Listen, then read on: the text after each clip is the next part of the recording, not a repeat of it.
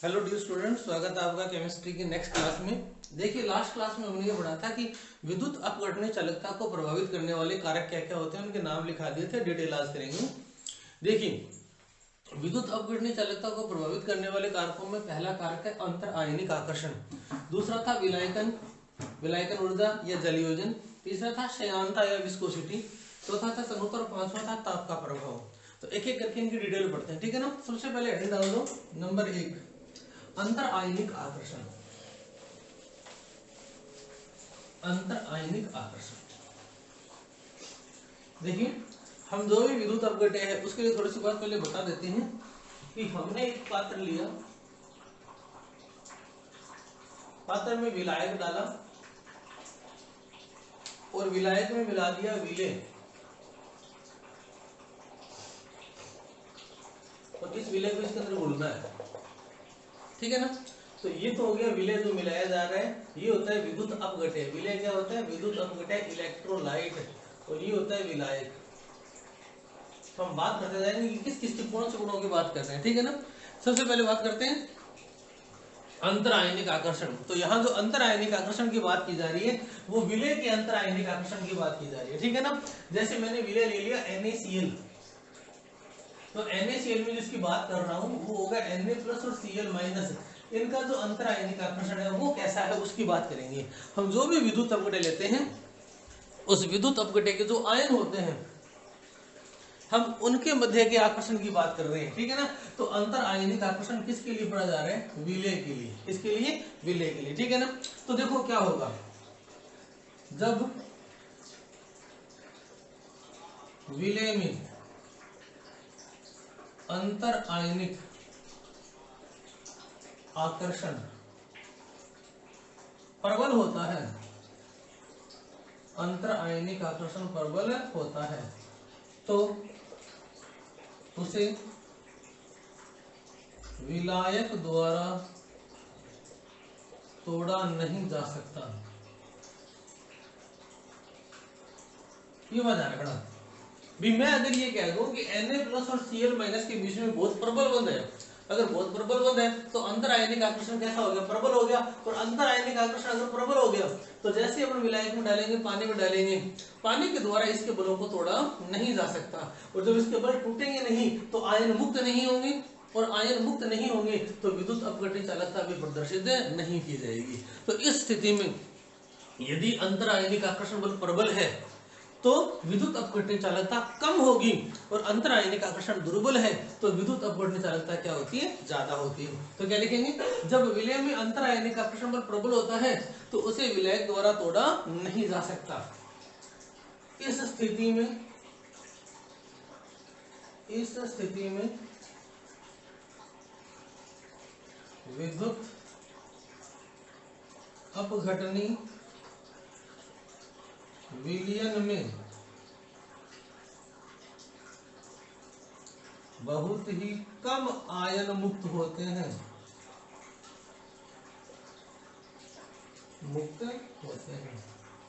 अतः विद्युत अपघटनी चालकता का मान भी कम होगा। विद्युत अपघटनी चालकता का मान भी कम होगा, ठीक है ना। यदि अंतरायनिक आकर्षण दुर्बल होते हैं तो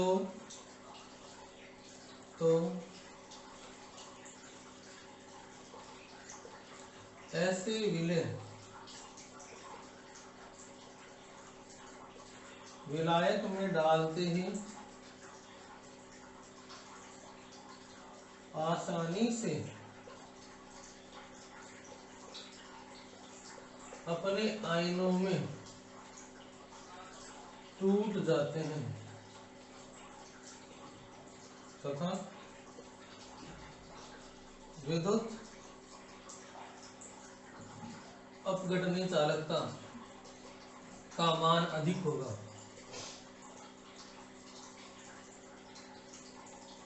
ठीक है ना। तो क्या ध्यान रखना है, अंतर आयनिक आकर्षण बल प्रबल है तो विद्युत अपघटनी चालकता कम होगी, दुर्बल है तो अधिक होगी। कारण क्या होगा, यदि प्रबल है तो विलायक के द्वारा वो टूटेंगे नहीं, वो अणु के रूप में रहेंगे और अणुओं के द्वारा चालकता प्रदर्शित नहीं की जाती। विद्युत अपघटनी चालकता वो होती है जो आयनों के द्वारा प्रदर्शित की जाए। तो आयनों की संख्या क्या होनी चाहिए, ज्यादा से ज्यादा होनी चाहिए। ये पहला उतार लो। जैसे जैसे अंतर आयनिक आकर्षण बल बढ़ते जाएंगे विद्युत अपघटनी चालकता घटते जाएगी, और यदि अंतर आयनिक आकर्षण बल दुर्बल है तो विद्युत अपघटनी चालकता क्या होगी, प्रबल होगी। इसको उतार लीजिए, फिर दूसरा करेंगे।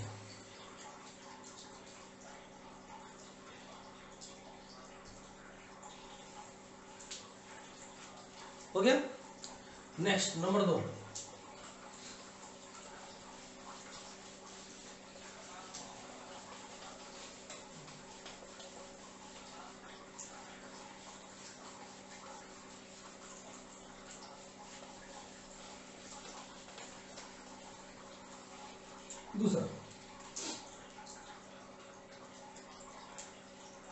दूसरा है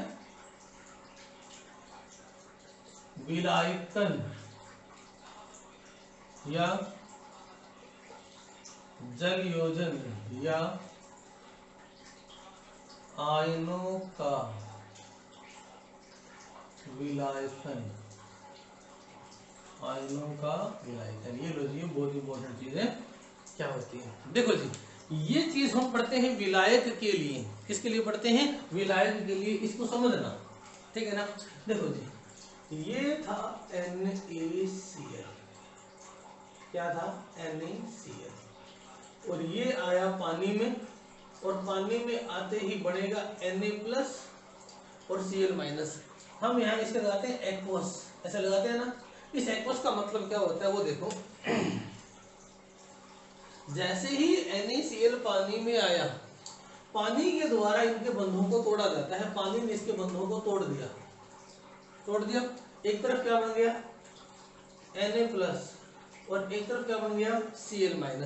अब बताओ जी, Na+ और Cl- आयन बन गए कि नहीं बन गए। अब देखो जी, इनको तोड़ने के लिए जो ऊर्जा चाहिए थी उसे कहते हैं जालक ऊर्जा। जब इसको तोड़ा तो तोड़ने के लिए ऊर्जा चाहिए, वो क्या बन गई, जालक ऊर्जा। और अब जैसे ये टूटा, टूटते ही क्या होंगे, इसके साथ जल के अणु जुड़ेंगे आके।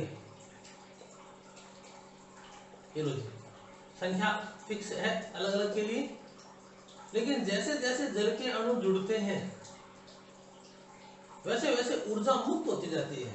Na+ बन गया, जल के अणु जुड़ गए, इसे हमने क्या दर्शा दिया, Na+ एक्वस। इसका मतलब ये होता है कि जल के अणु जुड़े हुए हैं, और Cl- को ऊपर क्या दर्शा दिया, एक्वस। अब देखो जी, ये Na+ जो एक्वस बना, इसके साथ जब जल के अणु जुड़े, तो जब कोई जुड़ता है तो ऊर्जा मुक्त होती है।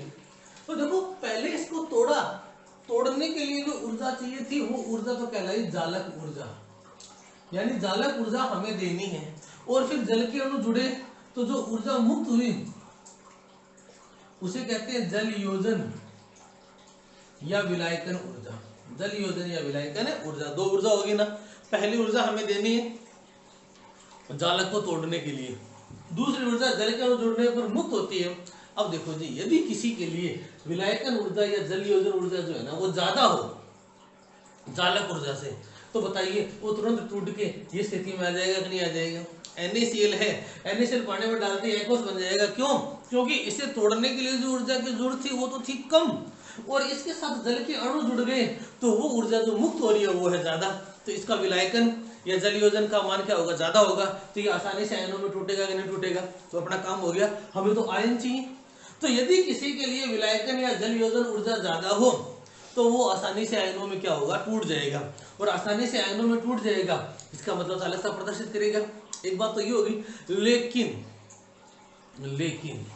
इस ऊर्जा का मान एक लिमिट तक ही ज्यादा होना चाहिए। इससे ज्यादा हो जाएगा फिर और गड़बड़ है। वो कैसे, देखो इस चीज को पहले दोबारा देखना।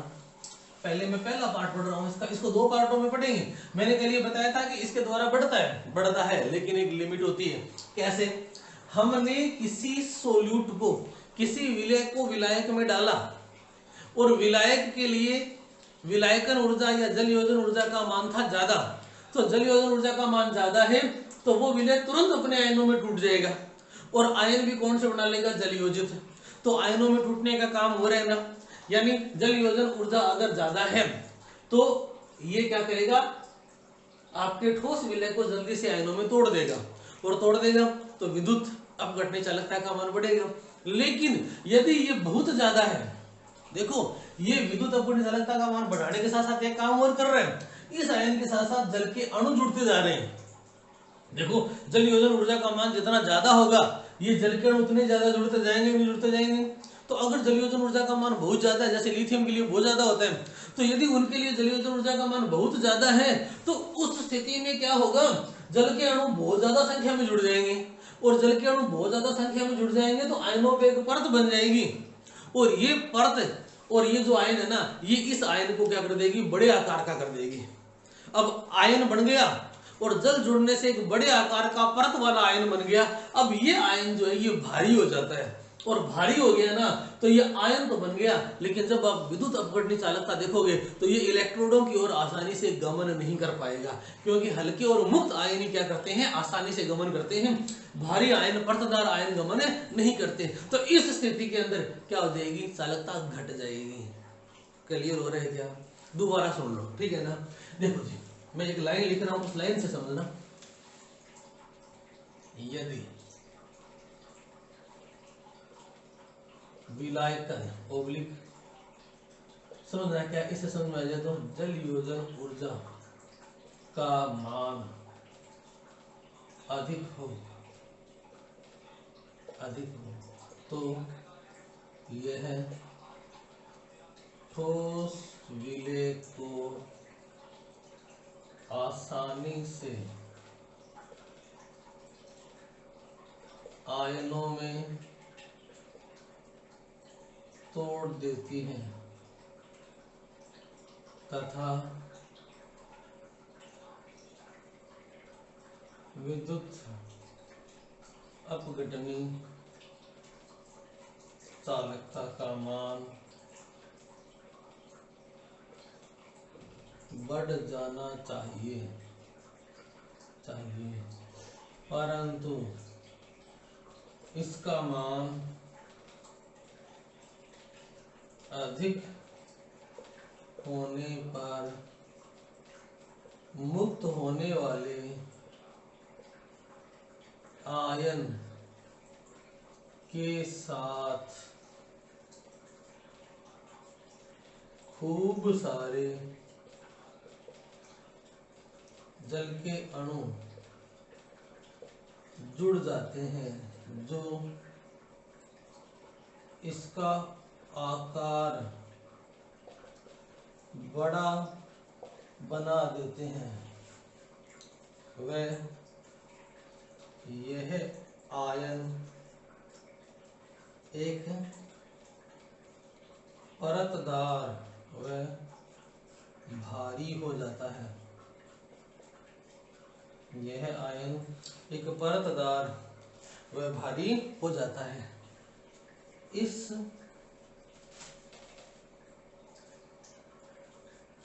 इस प्रकार के आयन इलेक्ट्रोडों के मध्य आसानी से गमन नहीं कर पाते, वे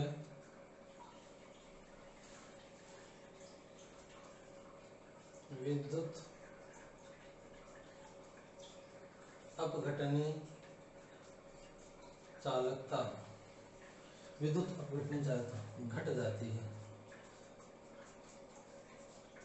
थोड़ा सा बढ़ेगा तो बढ़ेगी, बाकी एक्चुअल में क्या होती है, घट जाती है। ठीक है ना। अब दोबारा देख लो, अगर विलायकन ऊर्जा का मान अधिक है तो विद्युत अपघटन जल्दी से टूट जाएगा आयनों में, लेकिन अधिक मान होने के कारण इन आयनों पे खूब सारे जल के अणु जुड़ जाएंगे, और खूब सारे जल के अणु जुड़ने पर ये आयन का आकार बढ़ा देते हैं, इसे परतदार बना देते हैं और इसे भारी कर देते हैं, और भारी आयन जो होते हैं वो इलेक्ट्रोडों के मध्य आसानी से गमन नहीं कर पाते। अब आयन का होना चालकता नहीं दर्शाता, आयन का इलेक्ट्रोड पे पहुंचना क्या दर्शाता है, चालकता। अब आयन इलेक्ट्रोड पे पहुंचेंगे नहीं तो विद्युत अपघटन चालकता भी प्रदर्शित नहीं की जाएगी। तो उतार लो जी, ये वाला काम भी जो है ना, ये वाला काम भी क्या करता है, विद्युत अपघटन चालकता को घटा देता है, ठीक है ना। उतार लीजिए जो मैंने लिखा है वो सारा सारा।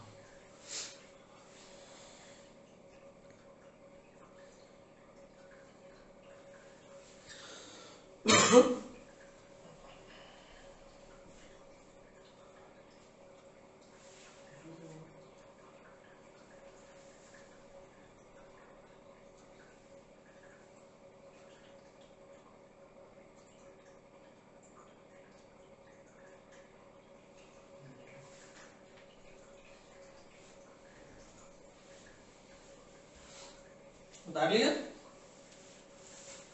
तो यदि अंतरायनिक आकर्षण बल प्रबल है तो उस स्थिति में भी विद्युत अपघटन चालकता घटेगी, और जलयोजन ऊर्जा ज्यादा है तो भी घटेगी। एक लिमिट तक इसको बढ़ाता है लेकिन बाद में घटा देता है, तो ओवरऑल प्रभाव क्या होता है, घटने वाला आता है, ठीक है ना। उतार लो। फिर लिखते हैं नंबर 3,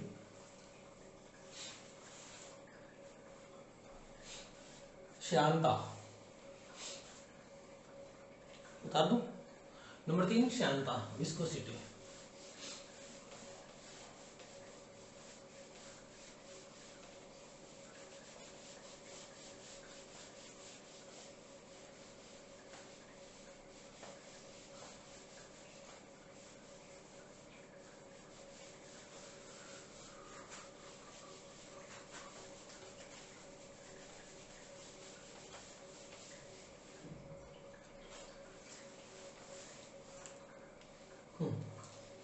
नंबर 3 श्यानता।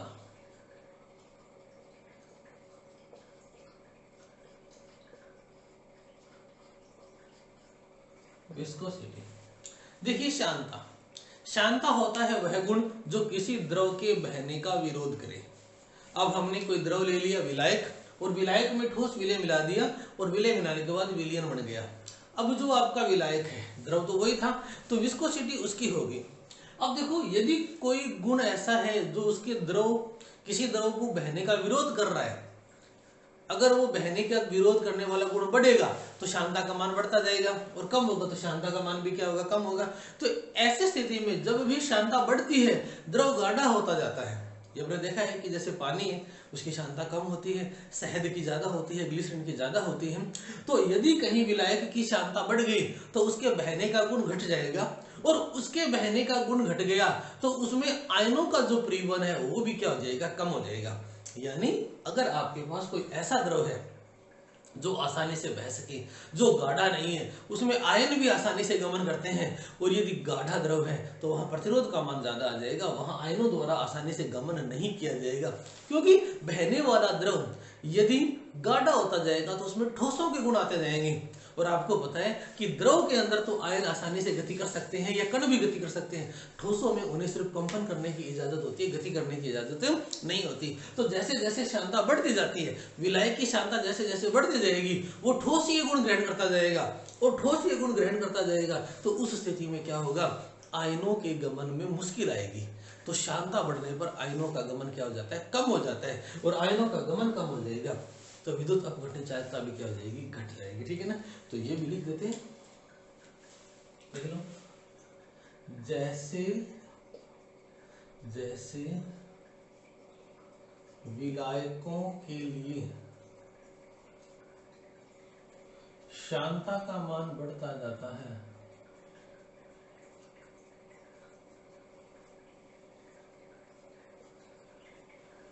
बढ़ता जाता है, वैसे वैसे उसमें आयनों के परिवहन में कठिनाई आती जाती है। अतः शांता बढ़ने पर विद्युत अपघटनी चालकता घट जाती है।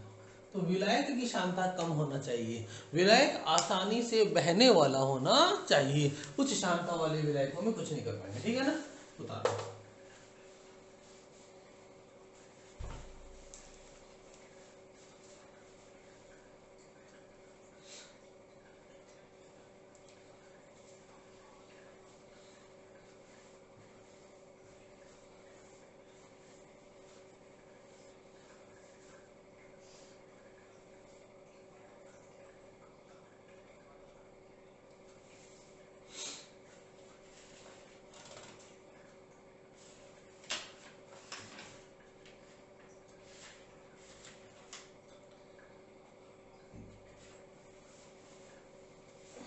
हो गया।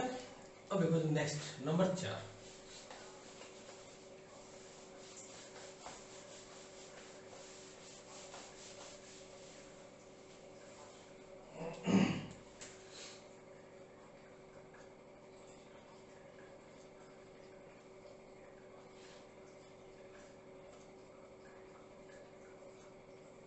विलियम की सांद्रता ओब्लिक विलियन पर तनुकरण का प्रभाव, विलियन पर तनुकरण का प्रभाव, ठीक है ना। देखो जी, पहली बात,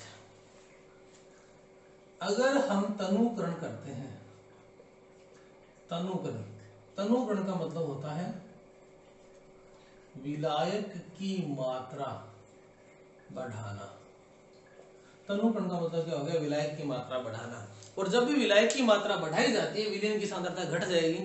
तो हमें ऐसे लगेगा कि अगर सांद्रता घट रही है तो आयन कम हो रहे हैं, बिल्कुल कम हो रहे हैं। लेकिन जब विलायक की मात्रा बढ़ाते हैं या तनुकरण करते हैं, तो तनुकरण करने पर या विलायक की मात्रा बढ़ाना जो काम कर दिया, उस पर क्या होगा, करने पर विलेय के वियोजन या अपघटन, अपघटन की मात्रा बढ़ जाती है। ये ध्यान रखना, जैसे ही आपने तनुकरण किया, विलायक को बढ़ाया, उस स्थिति में क्या हो जाएगा, जो आपका विद्युत अपघट्य है उसके वियोजन की मात्रा बढ़ जाएगी। जो पहले, अब आपने देखा होगा, चीनी को पानी में घोल रहे हो तो कम पानी में कम घोलते हैं, ज्यादा पानी मिलाते क्या होगा, खूब सारी चीनी घुल जाती है ना। तो वो स्थिति है कि विलायक बढ़ाओगे तो विलय क्या होगा, आसानी से अपघटित हो जाएगा। तो वो जो वियोजन हो रहा था वो विलायक की सांद्रता पे, विलायक की मात्रा पे निर्भर कर रहा है। आपने विलायक को बढ़ा दिया तो विलय का वियोजन भी बढ़ गया, और पहले जो कम मात्रा में विलय टूटा हुआ था अब ज्यादा मात्रा में टूट जाएगा, ज्यादा मात्रा में टूट जाएगा। तो उस स्थिति में क्या होगा, चालकता बढ़ेगी कि नहीं बढ़ेगी, ठीक है ना। तो तनुकरण करने पर विलय के वियोजन या अपघटन की मात्रा बढ़ जाती है, जिससे विद्युत अपघटनी चालकता का मान भी बढ़ता है। विद्युत अपघटनी चालकता का मान भी बढ़ता है, ठीक है ना। यहाँ कदापि ये मत सोचना कि हमने तनुकरण किया है तो सांद्रता घटेगी, नहीं जी। तनुकरण करोगे, जितना ज्यादा तनुकरण करते जाओगे उतना ही ज्यादा वियोजन होता जाएगा, क्योंकि पहले बहुत सारे अणु थे, आयन कम थे, हमने पानी और मिलाया तो और अणु आयनों में टूट गए। हमें तो ज्यादा से ज्यादा आयन चाहिए ना, तो जितना ज्यादा तनुकरण करोगे उतना ही ज्यादा क्या होंगे, आयन मुक्त होंगे। यदि हमने सांद्रता बढ़ाने का चक्कर कर लिया, ठीक है ना, सांद्रता बढ़ाई, सांद्रता बढ़ाई, तो सांद्रता बढ़ेगी किसकी, सांद्रता तो विद्युत अपघट्य की बढ़ रही है, आयनों की तो नहीं बढ़ रही। आयनों की सांद्रता तो कब बढ़ेगी, जब तुम तनुकरण करोगे, क्योंकि आयन तो मुक्त ही नहीं हो रहे। थोड़ा सा पानी लिया, विद्युत अपघट्य डाल दिया, 2-4 आयन मिले, बाकी तो विद्युत अपघट्य बढ़े ना। अब आप क्या करो, तनुकरण करते जाओ तो उन आयनों की संख्या बढ़ती जाएगी। तो एक्चुअल में कर क्या रहे हैं, जब हम तनुकरण कर रहे हैं तो आयनों की मात्रा बढ़ रही है, और आयनों की मात्रा बढ़ रही है तो विद्युत अपघट्य चालकता का मान भी बढ़ता है। ये लो जी, ये बढ़ाने वाला काम आ गया। इसीलिए हमेशा विद्युत अपघटनी चालकताओं का जब भी अध्ययन करते हैं ना, तो हमेशा क्या करते हैं, हम आपके जो विलियन होते हैं वो अत्यंत तनु लेते हैं। क्या लेते हैं, अत्यंत तनु। और कई बार एक शब्द भी आता है अनंत तनु, ये आगे पढ़ेंगे अनंत तनु या अनंत तनुता, ठीक है ना, ये ले जाती है। अनंत तनुता में आयन सबसे ज्यादा होते हैं। अनंत तनुता में क्या होते हैं, आयन सबसे ज्यादा होते हैं, और जब आयन सबसे ज्यादा होते हैं तो इसकी विद्युत अपघटन चालकता भी क्या होती है, सर्वाधिक होती है, ठीक है ना। तो ये उतार लो, तनुकरण करने पर विलय के वियोजन की या अपघटन की मात्रा क्या होती है, बढ़ती है।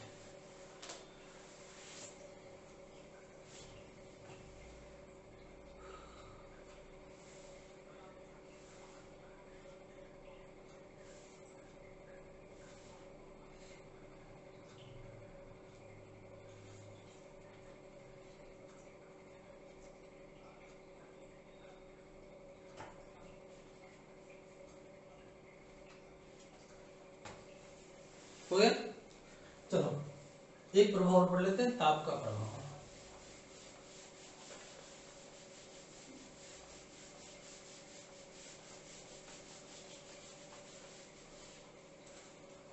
ताप का प्रभाव,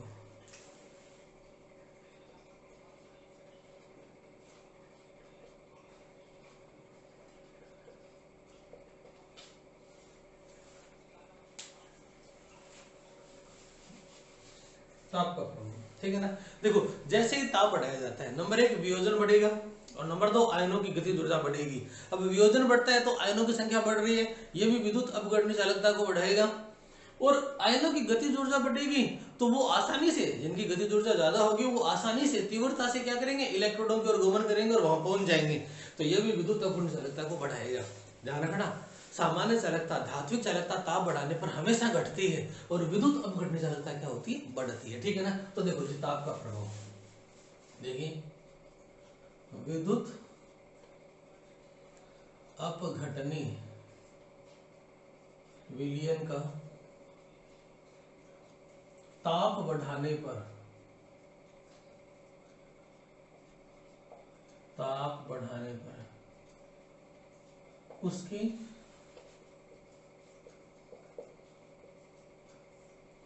वियोजन की मात्रा बढ़ती है,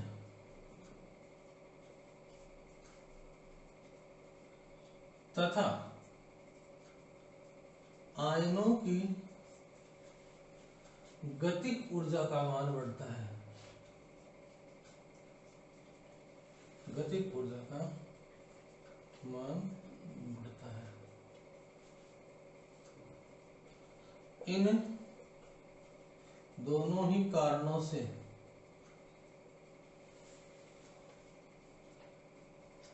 विलयन में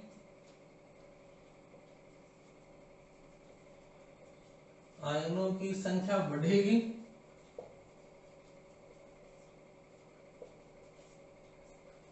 तथा ये आयन आसानी से विपरीत आवेशित इलेक्ट्रोडों की ओर गमन कर चालकता प्रदर्शित करेंगे, विपरीत आवेशित इलेक्ट्रोडों की ओर गमन कर चालकता प्रदर्शित करेंगे, ठीक है ना। अतः ताप बढ़ाने पर विद्युत अपघटनी चालकता का मान भी बढ़ेगा। अतः ताप बढ़ाने पर विद्युत अपघटनी चालकता का मान भी बढ़ेगा, उतार लो।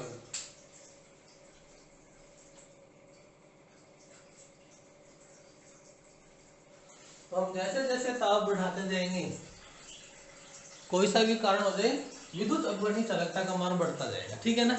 ये लो जी, ये 5 कारक है जो क्या करते हैं, विद्युत अपघटनी चालकता का मान बढ़ाते जाते हैं।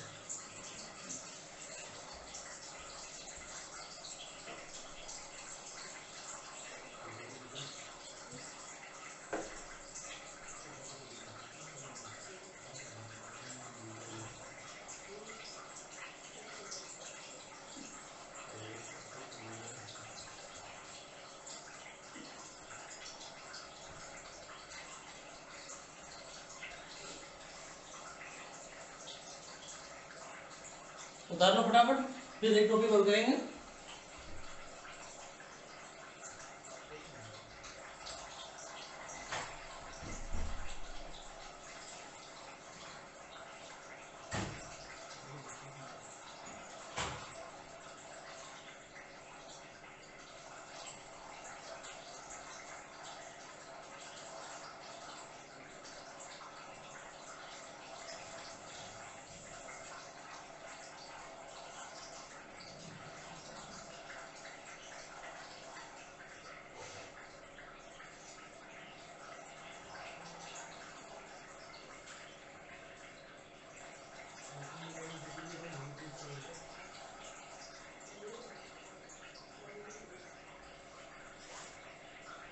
हाँ जी, उतार लिया।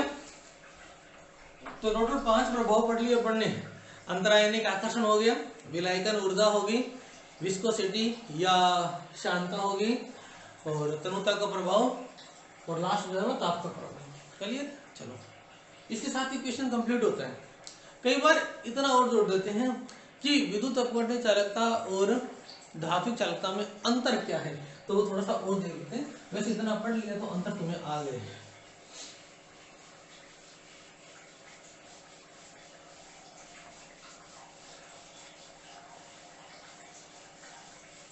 ठीक है ना, ये क्वेश्चन मैं आपके लिए देता हूँ, ठीक है ना, आप खुद करना। क्वेश्चन आपके लिए है,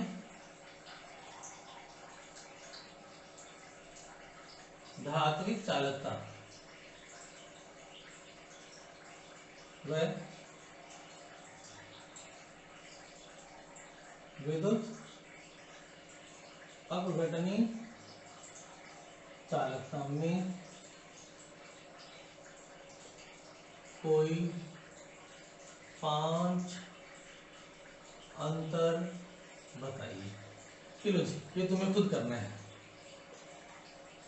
और खुद करके और मेरे पास पहुंच जाना चाहिए, ठीक है ना, कमेंट बॉक्स से। थोड़ा बहुत बता देता हूँ। धात्विक चालकता धातुओं की होती है, विद्युत अपघटन चालकता विलीनों की होती है। ऐसे अंतर कर सकते हो। धात्विक चालकता इलेक्ट्रॉनों के कारण होती है, इलेक्ट्रॉनिक भी बोलते हैं। विद्युत अपघटन चालकता जो होती है वो आयनों के कारण होती है, जिसे हम क्या बोलते हैं, आयन चालकता में बोलते हैं। धात्विक चालकता सदैव ताप बढ़ाने पर घटती है, विद्युत अपघटन चालकता जो होती है वो ताप बढ़ाने पर सदैव क्या होती है, बढ़ती है। धात्विक चालकता से किसी प्रकार के रासायनिक संगठन में कोई परिवर्तन नहीं होता, विद्युत अपघटन चालकता से रासायनिक संगठन परिवर्तित होता है, ऑक्सीकरण अपचयन की विक्रियाएं संपन्न होती रहती हैं। ठीक है ना।